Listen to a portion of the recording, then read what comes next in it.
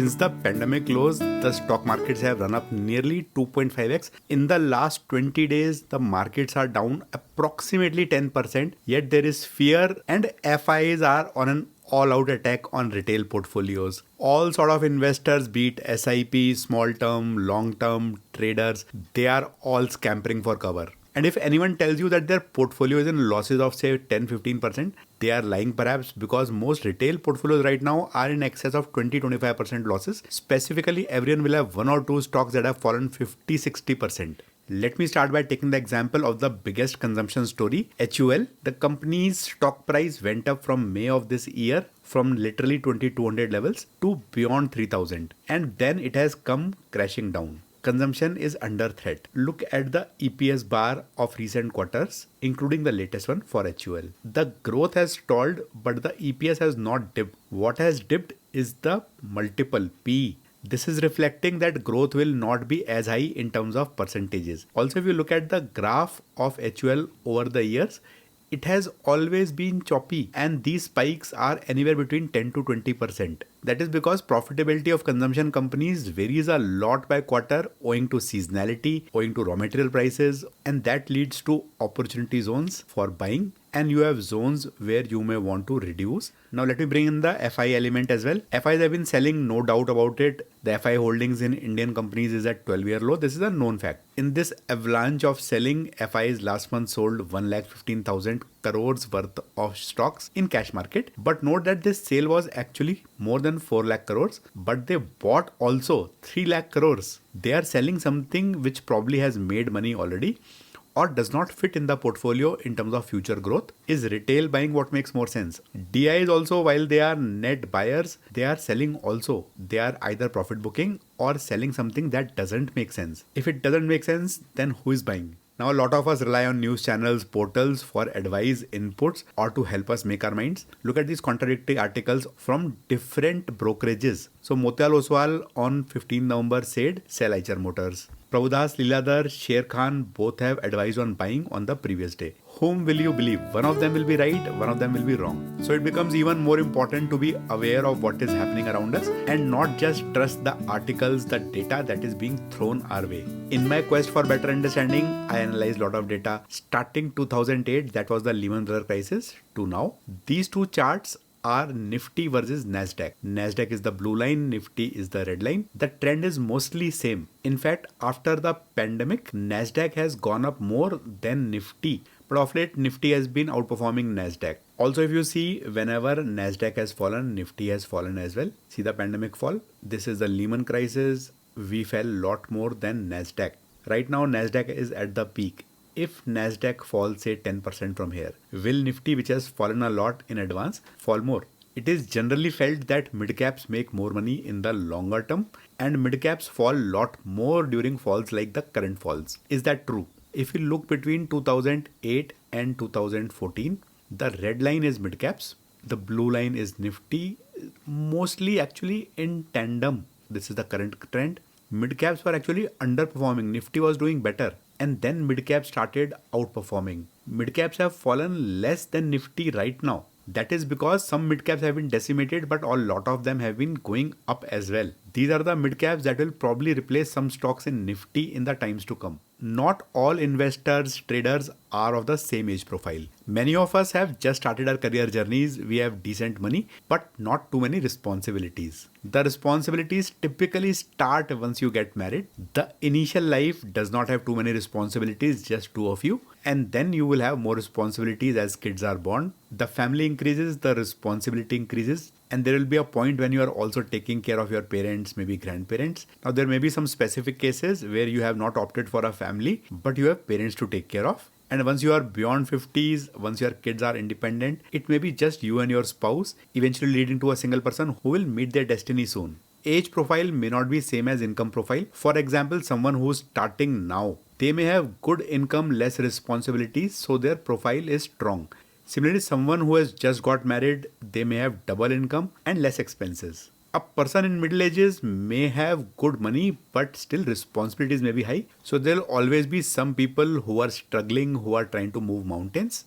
And there will be people who have more money than they require right now, strong income profile. We talked about age, we talked about money. There are certain core beliefs also that matter a lot. The first philosophy is you only live once. These are the people who want to enjoy early life. They don't want to wait for their 50s and 60s to have abundant money, less responsibilities, and then start enjoying. Then the most famous one, which is FIRE. Don't wait till 50, 60, retire early and then enjoy. Till that time, work hard, slog. The term which is not very popular but which is realistically happening for most of us is called Henry. These are the high earners who have not retired yet. Now I'll talk about some of the things that are happening around us. FI selling is an outcome, not the input. The first one is inflation. Right now, inflation is backbreaking for most of us. The cost actually does not leave too much money to invest. Taxes, I am not talking about the recent changes in the union budget. I am talking about how much money taxes leave in your purse after deductions. If not too much money is left, your consumption will be low. That will impact the economy. If you have low money, you will not be able to invest much. That is a side effect. Big investors moving in and out, DIs, FIs, they have a lot more money than us. When they enter exit stocks, it moves the market, it moves the stocks. Our investments may be on the wrong side or right side. Our exports are somewhere between stagnant and reducing right now. The imports have been increasing. Not just India's government, but also US government, other countries, they have been printing money like anything. Oil prices have been crazy. Right now they are low. Still we have a problem. The trade economics are changing rapidly. Right now, for example, everyone is trying to import less from China. The imbalance in our trades is rapidly changing. The rupee is fast moving towards 85 as step 1. Now I'll talk about some of the global phenomena. The wars, they are not stopping. Ukraine, Russia, the Middle East one. These have huge ramifications on the global economy. Oil prices, for example. US is changing. Donald Trump is back. He is not alone this time. The leaders Donald Trump has already announced, they are a lot different from the traditional leaders. China is impacting a lot of things in the world. Despite the economy being in a bad state, they still said that their trade surplus is $1 trillion. US, India don't have trade surplus. Europe is sinking fast right now. They will never acknowledge it. They will, as a result, not fix it. Japan has been going down for 3 decades. The trade routes are under attack, a lot of them. For example, Suez Canal, the area around it, if you see, the entire tension around Israel is right at the choking point of Suez Canal. Oil politics will be back soon because Donald Trump is in favor of OPEC, and global warming had its worst impact this year. Now, some phenomena which we have to accept and factor in: money printing. Inflation is beyond the traditional inflation. It is artificial because there is a lot of money being printed right now. Globally, people are spending, consuming on debt. No one knows how so much debt will be repaid. The money is getting concentrated with few individuals. Very soon, 80-90% of the planet will be poor, hungry, below poverty. Not enough jobs around. One is because of automation. Second is any job that requires too many people. People are not wanting to do those businesses. Whatever amount of jobs are available, the qualified number of people is very low. Then there is so much competition that if you want to say buy an article of clothing, there are 10 brands chasing you. So with so much happening around us, we have to definitely factor all that in. We have to plan. We have to replan. These 9 are the top companies in their respective fields in the country right now. Reliance is in the red zone in my charts, is looking weak and fragile. TCS has not fallen a lot, but still it is lower than its recent high. HDFC Bank, on the contrary, which was a laggard for 4-5 years, that has gone up, made a new high and hasn't corrected much. Airtel just went up, it has corrected a lot, but still not much compared to the 52-week low. On the other hand, Unilever has literally fallen to its annual lows. Look at Maruti Suzuki, went up like this, came down a lot faster. NTPC, the power consumption has not reduced. Coal India, fallen a lot. The company which has fallen most, which is lower than this starting point, is Nestle. Consumption is not that low. When you replan, there are certain real business problems that we have to first understand and acknowledge. For example, are the sales going up, stagnant, or going down? This could be one bad quarter or the comparative quarter, maybe previous one or a year back. That could be exceptionally good because of an exception item. Don't compare apple with oranges. The input costs, are they rising? Is there scarcity of those inputs? For example, for EV batteries, there is scarcity of the inputs. What is happening with competition? For example, Asian Paints has been beaten down because of competition from Birla Opus. Is the industry being disrupted? We're talking about solar a lot these days. 15 years back, we used to talk about wind in the same way. Suzlon, what is happening globally? For example, we might have fantastic IT, but if the global demand for IT goes down, then for 1 year, 2 year, IT companies may not be that profitable. There will be layoffs or there will be lack of increments. Most purchasing power in this country has increased because of IT and IT enabled services and the ancillary industry around IT. For example, real estate. Politics. For example, in US, the government is changing. There are companies which are aligned with Democrats. There are companies which are aligned with Republicans. This change of power always impacts certain companies. When you are replanning, it is very important to rank order your stocks. This is something I learned the hard way and I started doing recently. Let me ask you a very basic question first. Do you really need new ideas to invest? I'll give you a very powerful thought. Think of 5 stocks, the top ones, best companies for investment.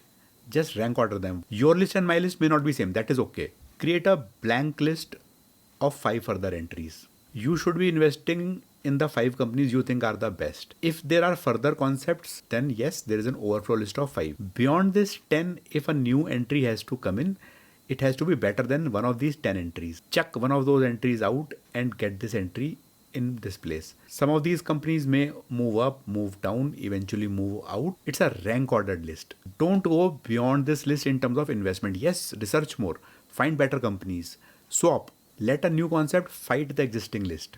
This is something which is required most right now. Refactor. You might already have investments in certain stocks which are leading to losses. Some of these stocks may not recover the fastest. Some of them may not recover ever. What is the point in holding them in your portfolio right now, even if you are in losses? At this stage, some unwanted shares, if you won't buy them today as a fresh investment, then weed them out. Fertilize your good portfolio. If you want to average lower on the fantastic stocks, not on the weeds. Remember, the only constant is change. At this stage, with so much value around us, we might end up with too many shares. Very hard to fight the temptation in a falling market. Note that it is very difficult to track so many companies in terms of news flow, results. Mostly too many stocks reflects on lack of understanding and poor selection process. We are not able to prioritize. We are not able to select the right stocks.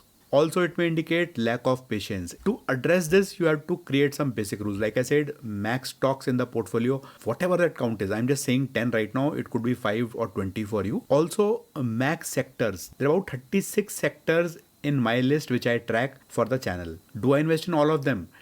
You'll see my investments in just 5 or 6 of those sectors. These are the top sectors of future probably, not of the past. It is a big problem if you continuously look for more ideas, if you jump into investment with every stock that appears exciting on a given day. Now, do tops and bottoms indicate good or bad skills? At the top, everyone makes money. That is not at all a testimony of your skills. Does not mean you are a good investor or trader. If your portfolio has hit a bottom or is very low, that also does not mean you are bad. It could be a badly timed decision. It could be a phenomena that is new to you. This is a milestone. This is not the end of journey. The journey is several decades long. Learn and adapt. Remember, markets will test your skills and character all the time.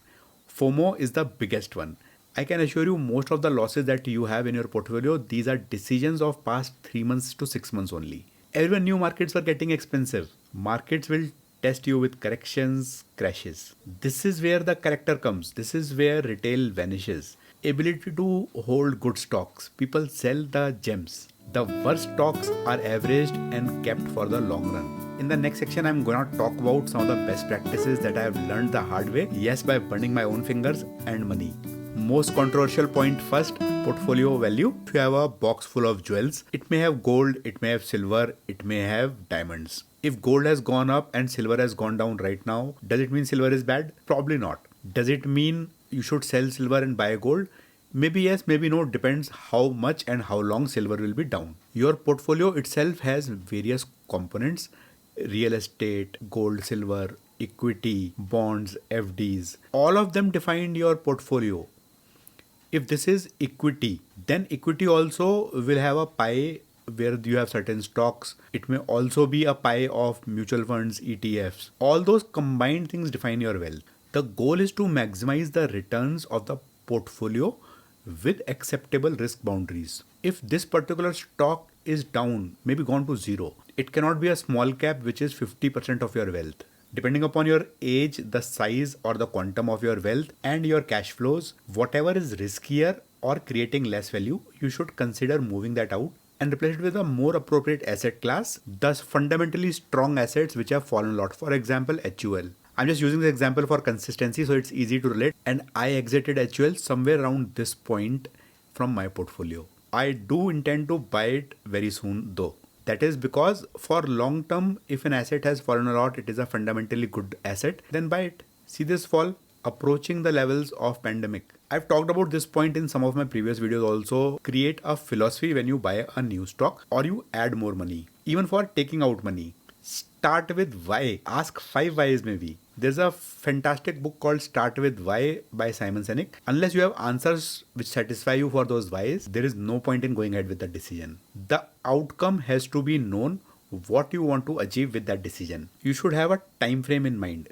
I'm buying this for 1 year, 1 month, 5 year. Don't translate a trade which has gone wrong in terms of value into a long-term investment. Money is already gone. Also, if you've got a new idea, how many people already know the idea? If it's out on a popular news channels, then 1 million people know it. If you do the reverse of what news channel is saying, 500,000 people are doing the same. Everyone is smart and everyone has Gen AI and Google with them. If you're making a good size investment, what if the stock goes down? What if the stock goes down even further? For example, I took the example of HUL. It is already at a 52-week low. What if it goes to a 5-year low? If you have bought a stock and it suddenly shoots up, you thought it will give you 20% in 1 year. It has given 20% on day one. What will you do? If you're a trader or short-term investor, exit is very important. Exit once your target is met. This point is mostly ignored. No one even talks about it. Buy businesses you can feel. I'll give you example of Asian Paints here. This is the fall in Asian Paints just because the quarterly results are attributed to competition. I can feel this industry for the simple reason I get my house painted. Across India, the rains were heavy this time, especially they lasted till September end. Houses were not painted. In fact, with so many rains, so many houses, paint would have deteriorated. People will have to get them repainted if they can afford to. There will be more business in the coming quarters. This is a sector where I have a lot of money and all these companies are at a 52-week low. This is microfinance. I can feel this business. 99% of you cannot, because I've been in this industry. People in this country are poor. If they have defaulted for now, turned into an NPA, they will not get a loan from anywhere else. They will somehow have to repay these loans over next 6 months, 1 year, if they have to start their lives again by taking a new loan. As a long-term investor, I would love to hold these stocks further. If you have seen my previous videos, I talk a lot about my favorite section, promoter FII and public holdings. See, FII, if they hold a stock, then the due diligence has been done. You can always see if a stock has zero FII holdings, there will be times when the liquidity goes zero. There are no buyers or sellers. The price fluctuations are also not that high if the stock has FII holding. Corporate governance levels will usually be high for companies that have a decent FII holding. In smaller companies, especially where FIIs are not there, frauds, patterns, this can happen in larger companies also.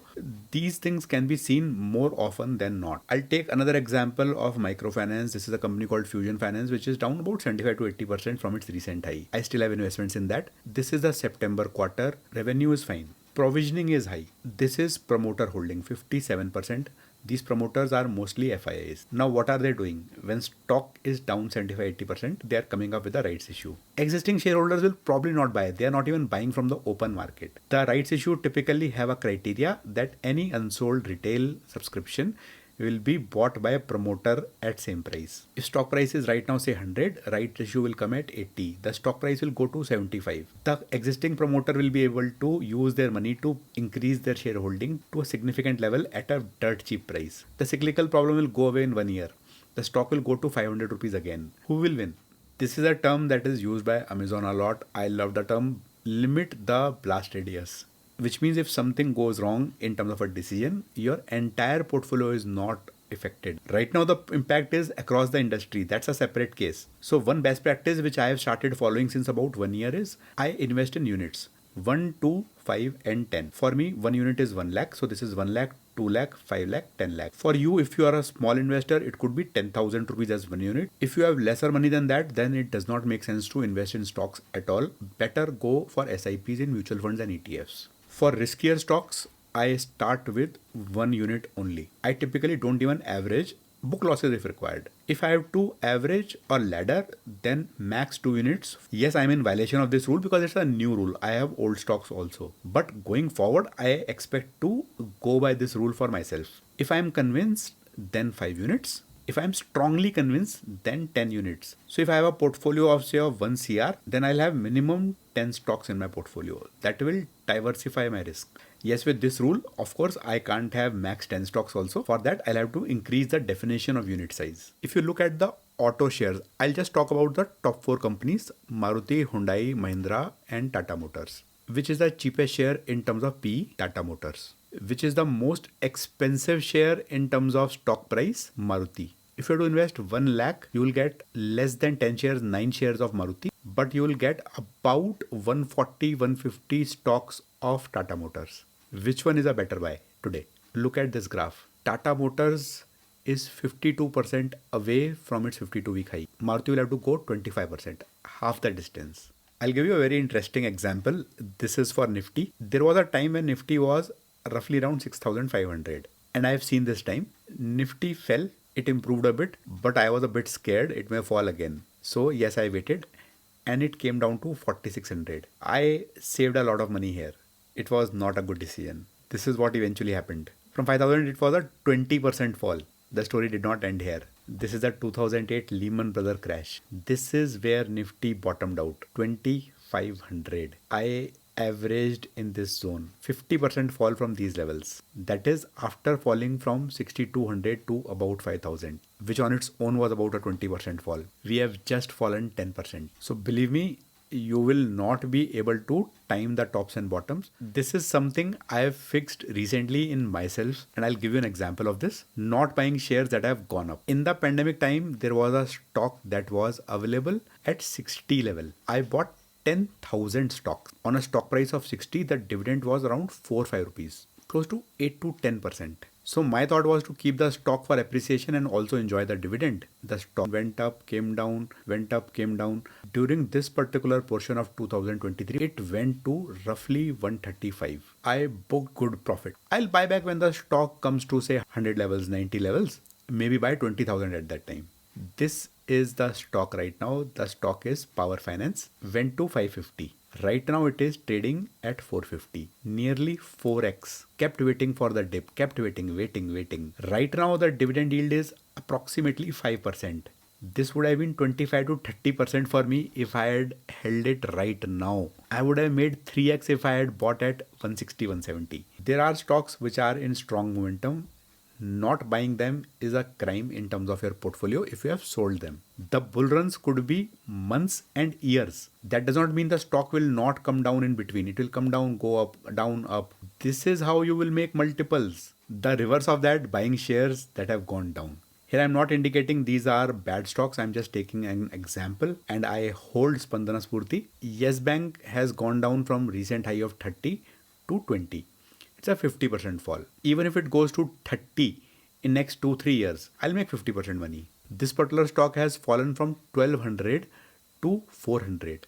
33% is the value remaining. And I bought somewhere around, I think 900 to 1000. Didn't sell here. It's a tricky question and there is no one answer. It depends upon the sector and stock. In times like now, weak stocks, weak sectors fall a lot. Also, if there are internal reasons and industry trends, they may not be known to retail. Not everyone is an expert to understand those trends and know them upfront. The biggest problem is timing. I bought DCW, a soda ash company, some time back. I had a good theory that the stock will go up. I was not prepared for a recession in China. That stock never increased. In fact, it came down only. I panicked. I sold. After that, the stock has more than doubled in less than 1 year. Timing. Expensive shares. I'm talking about unit prices here. Let's take the example of MRF.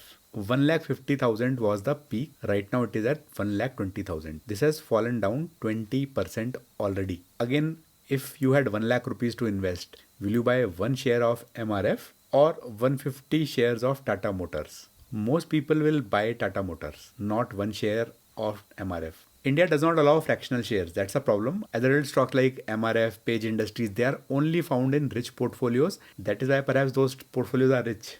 This phenomena is the biggest compounding destroyer. Cheap pricing, stock splits, they encourage trading. Every company does not want them. Some promoters don't want their stocks to be a trading favorite.